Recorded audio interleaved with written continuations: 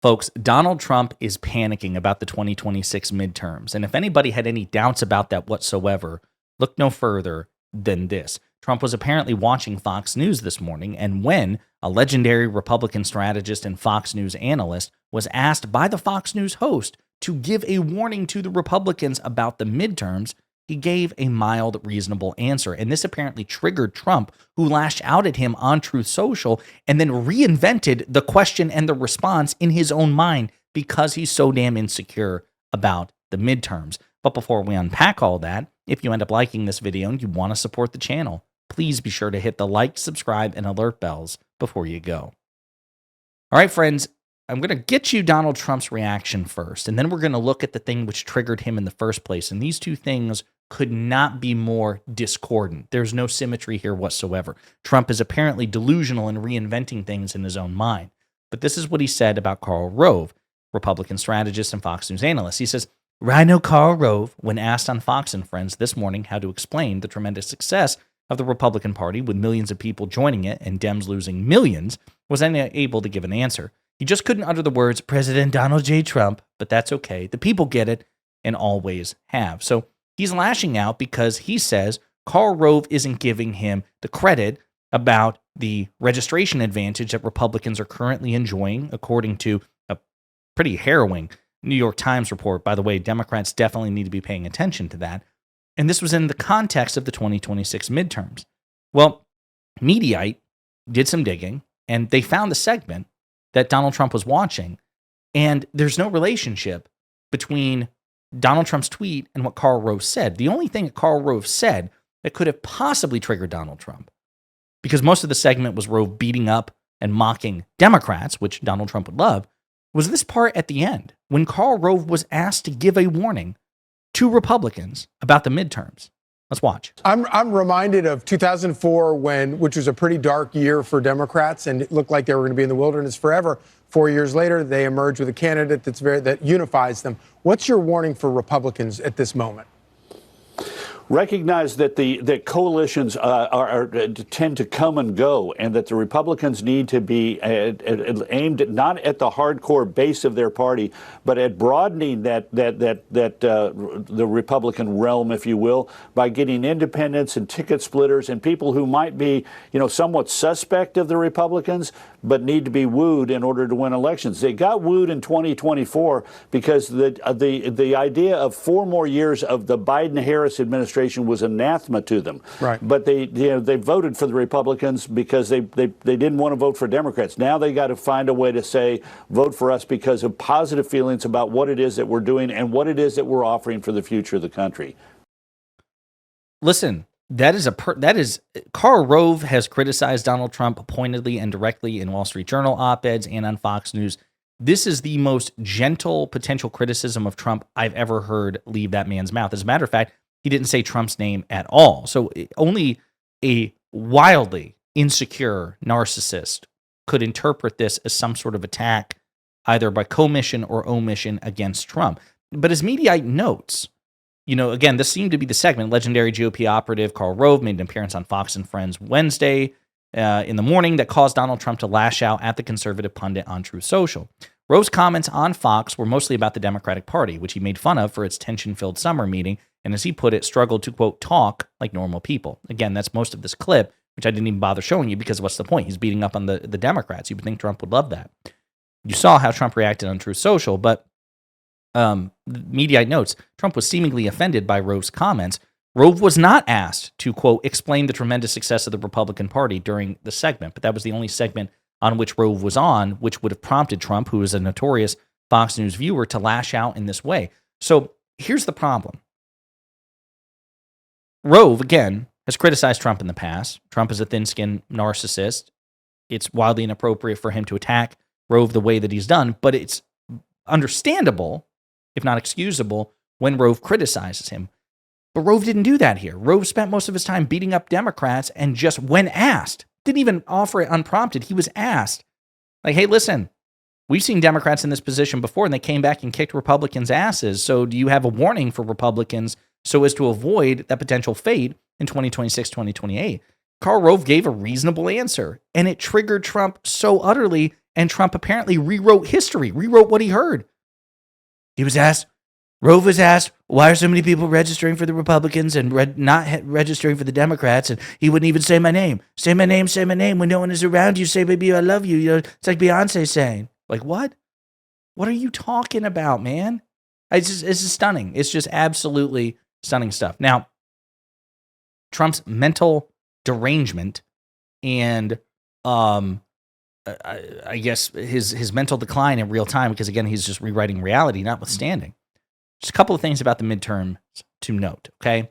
So strength in numbers, which is an election analysis, aggregator analysis, they indicate that right now, it's looking good for Democrats. Democrats lead the U.S. House generic ballot by 8 points. Voters back fair maps and oppose Trump tariffs, okay? So the recent generic ballot polls have been very favorable for the Democrats, despite the fact that the Democrats are right now wildly unpopular. People basically, in other words, people don't like the Democrats because Republicans hate us, independents don't like us, we don't like ourselves, but they also don't like Trump and they want to check on Trump. So they're like, yeah, I guess we can give, some power back to the Democrats. And that's right now. That's not to say that this will maintain by the time of the midterms. It's possible Democrats can choke this, or it's possible that Trump will experience some sort of dumb cosmic luck, which benefits him in the midterms. But right now, that's the consensus of the American people. That's why Trump's panicking. And a strategist was interviewed by Politico just today, how Trump is fueling the most important trend in American politics. And he says some things that I think are worth noting. And we're going to read 3 questions. As we look through the report, what results jumped out to you as something different from the political census heading into 2026? There's been a rule of thumb, actually goes back to the 1950s, but certainly in the period of time that I've been in politics now for 40 years, that in midterm elections, the president's jobs approval is the single best predictor of the outcome. And what has also happened in the last 20 to 25 years, that the president's job approval around Labor Day of their first year in office tracks pretty closely to their job approval for the entire term of office. And Trump, more than any other president, has a much narrower band between his low marks and his high marks of job approval. If you go back to 1994, when Clinton had the same job approval as Trump does now, it was the biggest midterm election swing against the incumbent party since at least the early 1970s. And then in 2020, Obama had the same approval as Trump, and that turned out to be an even bigger swing against the incumbent party, I think the biggest since the Second World War. But due to structural changes in our politics, which are largely due to a realignment in our politics based on education levels, even if the Democrats were to have a really great election cycle in the midterms, there's going to be a limit to how many seats they can win back due to structural changes. If you look at Trump's job approval on issues, he's underwater on everything, particularly way, way lower now on the economic ratings, on inflation, and even immigration is now underwater. So you would think that his total job approval, currently around 44%, would be lower. The bottom line is, based on historical standards, Trump and the Republicans should be headed to a really bad midterm election. But because of the changes in our politics due to realignment based on education, they'll probably be more insulated than they would have been from a tsunami type of midterm. Then the second question. Trump's approval rating suggests Republicans are in for a rough 2026, at least in the House, but Biden and Democrats managed to largely overcome very similar numbers in 2022. What's the likeliest outcome next year, and what would Republicans need to keep losses to a minimum? He says, we've only had 7 swing states in the last 3 presidential elections. The other 43 are not. And the reason the other 43 are not is they skew towards either a high level of college education or low level of college education. And that's why 86% of the states in this country are not competitive. What distinguishes almost all of those 7 states is that they tend to be in the middle on education. So in 2022, there were probably 3 factors that helped Democrats. The first was, I do think that the Roe decision was a factor, especially for the higher percentage of the electorate that's college educated that votes in the midterms. The second thing is the basket of states in the Senate that were on the ballot were disproportionately in those battleground states where it wasn't a layup for either party. The third reason is that the states overall were more favorable to Democrats. For instance, they picked up 2 governor's races because you had Republicans in Massachusetts and Maryland, 2 of the most highly educated states in the country. So I think it was the basket of states that enabled Democrats to defy history. Those same conditions won't be available to Republicans in 2026. The Senate is obviously tougher for Democrats. What are their chances of winning? Right now, there are only 6 Senate races that are considered highly competitive or somewhat competitive, and 3 of them are held by Democrats. So that's a huge advantage for Republicans in terms of limiting their losses. Now, for Democrats to take the Senate back, they have to enlarge the map in Texas and Ohio. I think there are some reasons, so far at least, that there could be some concern by Republicans. They've done a poor job of recruitment. New Hampshire, which was considered a toss-up by the Cook Political Report, now leans Democrats because of poor candidate recruitment by the Republicans. They've done a poor job of recruitment in Georgia as well. And they've got a ticking time bomb in Texas, where if Attorney General Ken Paxton becomes the nominee, that state all of a sudden becomes winnable. The Democrats have also done a really good job in recruitment, getting, without question, the best possible candidate in North Carolina and Ohio. And then it goes on to say that because Trump is not on the ballot, it's likely that Republican voters will not be as energized heading into the midterm. So this is why Trump is freaking out. It's not because there's likely to be a Democratic blowout, where we pick up 70 seats or anything like that. But in 2018, it was the best, midterm congressional performance we've seen. Democrats actually picked up 40 seats in the midterm elections in Trump's first term. It still seems unlikely now, but it is increasingly likely that all else being equal, Democrats will almost certainly take back the House. And their chances of taking back the Senate or making gains in the Senate are significantly higher than they were 6 months ago. Still a long shot of taking the Senate majority, but now possible, now feasible. This is why Trump is freaking out. And that's not to say, again, that it's all good news for the Democrats. Again, the registration numbers for voters, really, really bad for Democrats, number one. Number two, Democratic approval rating is still extremely low. In most cases, it's lower than Trump. Because again, whereas Trump has a cult of personality who loves everything he does, Democrats don't have that.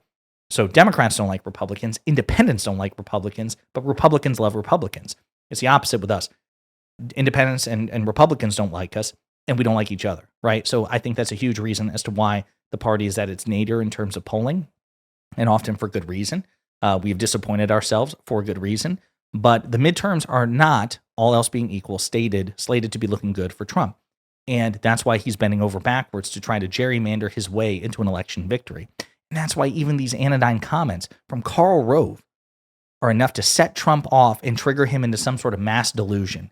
It's really, really shocking, indicative of Trump's mental decline and his emotional volatility, but also his panic that he's going to have a significant check on his power after the 2026 midterms. Fingers crossed that is indeed the case. In the meantime, let me know what you think in the comments.